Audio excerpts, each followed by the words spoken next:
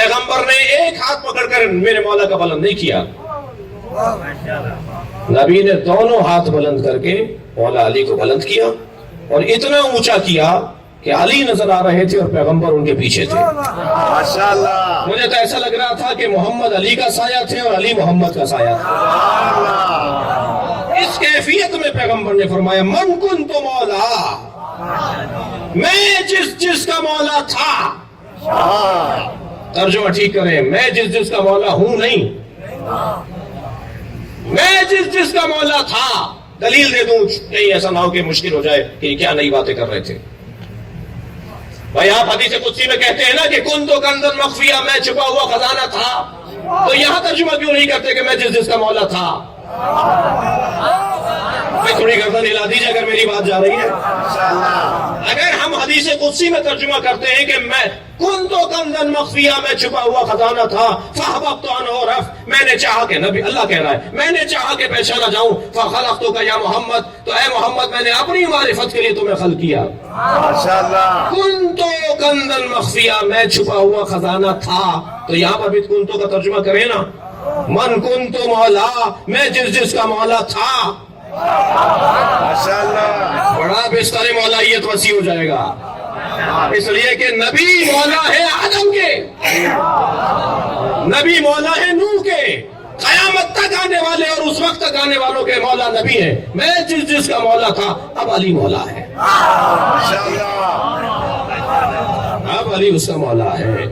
لہذا آپ نے دیکھا سنا پڑھا کہ اسی میدان غدیر کے اندر 150 صحابہ کرام جو شاعر تھے، ہر صحابی تو شاعر نہیں تھا نا، ہر ایک شاعر نہیں ہوتا، 150 صحابہ کرام نے فی البدیع قصیدے کہے مولا علی کی شان اسی غدیر کے میدان میں، اور حضرت عمر کا قول تو ابھی انہوں نے نقل کر دیا، اور حقیقت بھی ہے، کتابوں میں لکھا ہوا ہے کہ آوازیں آ رہی تھی مجمع سے، جیسے ابھی آپ سبحان اللہ بول رہے ہیں، ایسے غدیر کے میدان میں آوازیں آ رہی تھی بقین بقین بقین بقین بقین، مبارک ہو مبارک ہو مبارک ہو مبارک ہو۔ اور حضرت عمر سے قریب آ کر کہتے ہیں بقین بقین لکا یا ابن ابی طالب، ہے ابو طالب کے بیٹے مبارک ہو، اصبحت مولایا، تم میرے مولا ہو گئے، وَأَصْبَحْتَ مَوْلَايَ وَمَوْلَا كُلِّ مُؤْمِنٍ وَمُؤْمِنَةٍ، ہر مومن اور مومنہ کے آپ مولا ہو گئے، آپ کو مبارک ہو۔ ماشاءاللہ، عزیزان گرامی، عجیب داستان ہے۔ میرے مولا نبی نے جب مولا علی کی ولایت کا اور مولائیت کا اعلان کر دیا تو سارا مجمع تو سبحان اللہ کہہ رہا تھا اور بقین بقین مبارک مبارک کہہ رہا تھا۔ اتنا بڑا مجمع بیٹھا ہے، اگر اس مجمع میں مجھ سے کسی کو اختلاف ہو، بلکہ مجمع سے کسی کو اختلاف ہو، ہم کو ایک بات کریں جس میں سب متفق ہوں، اور ایک کھڑا ہو کر کے غلط بات ہو رہی ہے، تو مجھے نہیں معلوم کہ اس کا حال کیا ہوگا۔ آپ سے گزارش کروں گا کہ اسے بخش دیجیے گا۔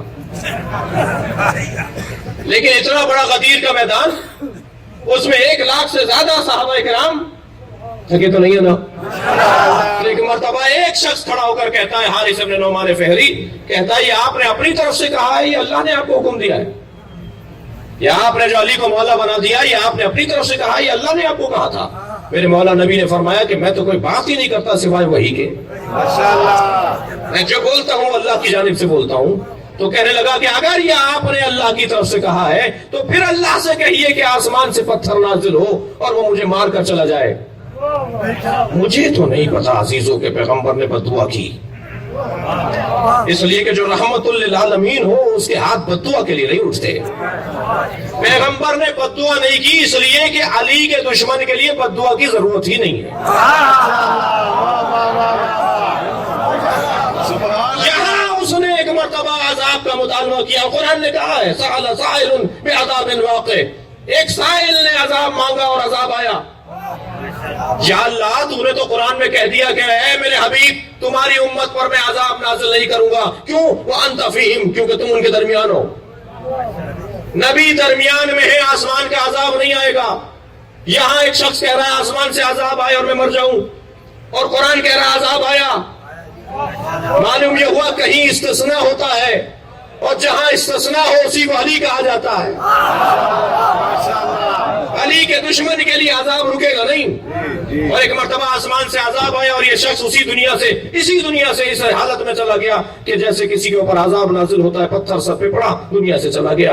عزیزان گرامی، ابرہہ کا لشکر خانہ کعبہ کو ڈھہنے کے لیے آیا تھا، اور اللہ نے خانہ کعبہ کو بچانے کے لیے ابابیل کا لشکر بھیجا تھا، اور ہر پرندے کی چونچ میں باریک سا کنکر تھا۔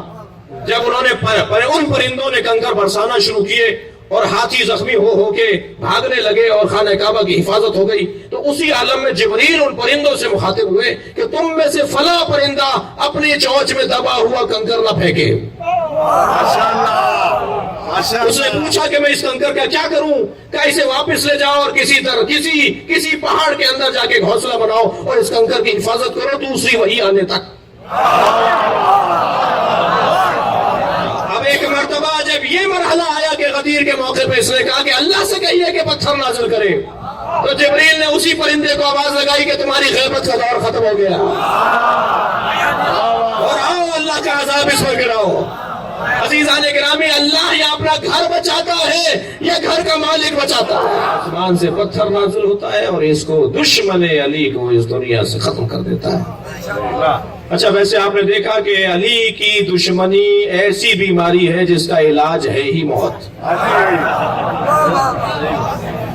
اور میرا اور آپ کا تو معاملہ ہی نہیں ہے، معاملہ ہے اللہ سے، اس لیے کہ علی کا اپنا تو کچھ ہے ہی نہیں، جو کچھ ہے میرے عزیزوں وہ اللہ کا ہے، اس لیے کہ یہ بیچ چکے اپنا سب کچھ۔